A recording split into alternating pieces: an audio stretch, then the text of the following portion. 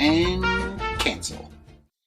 Greetings, incels and man-babies. I am Cancel Joe. And I just wanted to take a moment and talk about mental health. Because I want everyone to know what a good person I am and how much I care. And that's why I think it's important that we have shows like Moon Knight, which is on my favorite streaming service, Disney Plus, by the way. Shows like that bring awareness to such issues as mental health. Let's be honest, nobody wants to see superheroes fighting villains anymore. That, my friends, is toxic masculinity at its finest. So I just wanted to give all my love and support to Ezra Miller because he needs it in a time like this. I also think it's important that we all come together and cancel that bitch that he once strangled. Because she clearly was not being sympathetic to his condition, and that is problematic. I want you to think about that next time you want to criticize one of these poor celebrities that make so many sacrifices for us. Otherwise, you might be the next one to get canceled. Talk to you soon, okay?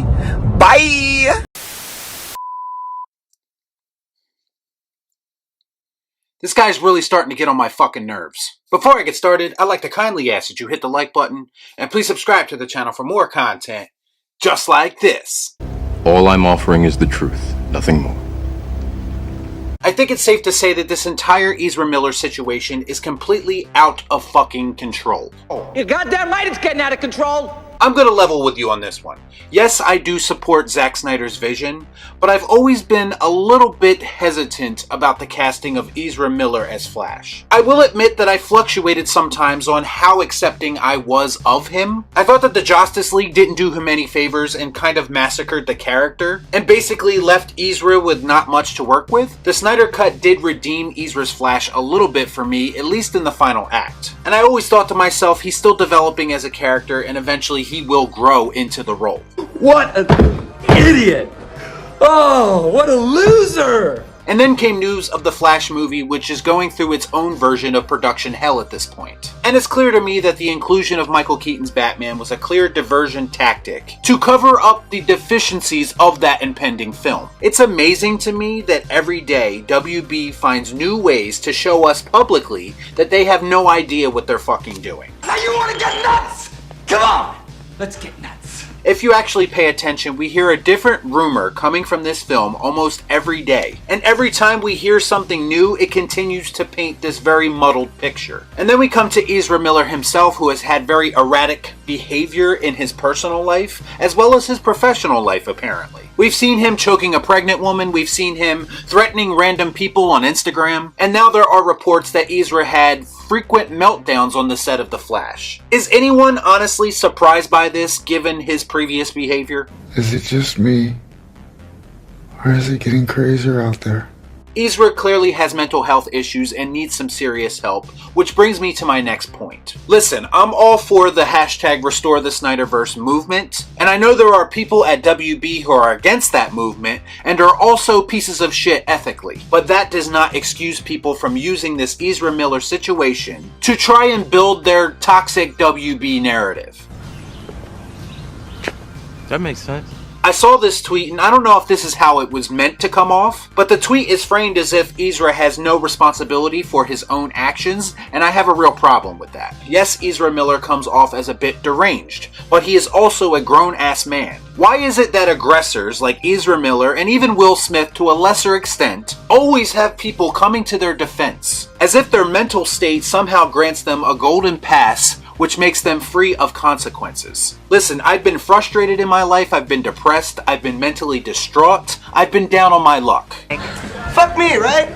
But you know what? Even in those moments, I still knew the difference between right and wrong. And it wasn't up to my job or my family to pull me out of those rough times. I had to make that decision on my own. That's not to say that you can't get help from people, but that initial decision to get help has to come from the source. So spare me the Ezra Miller is a victim bullshit, because I'm not buying it. So fuck your narratives, I deal in facts and I deal in reality. Fuck you!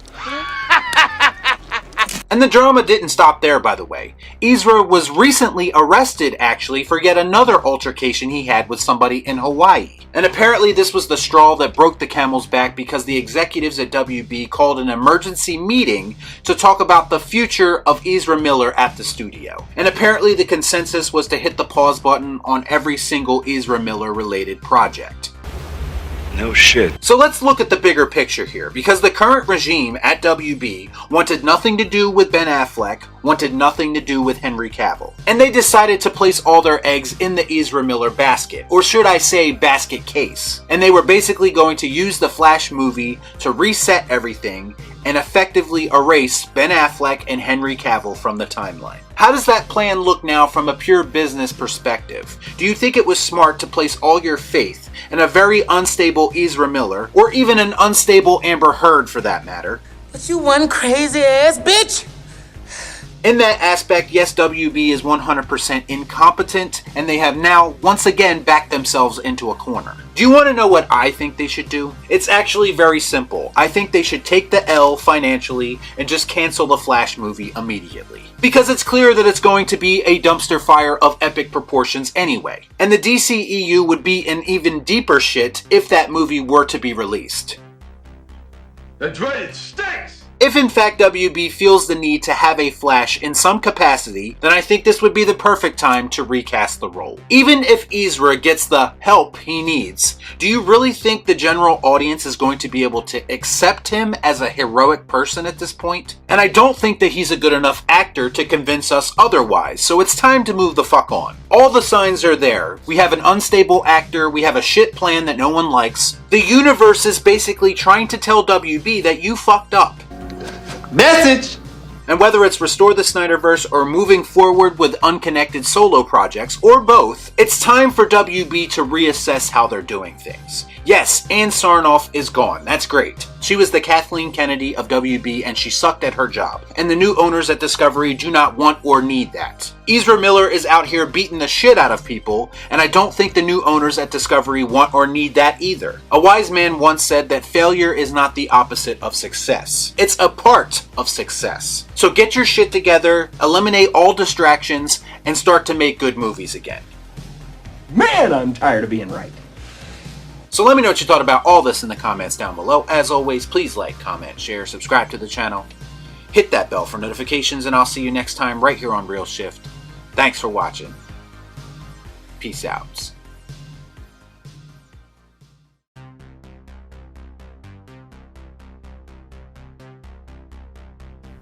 Y'all be cool. Right on.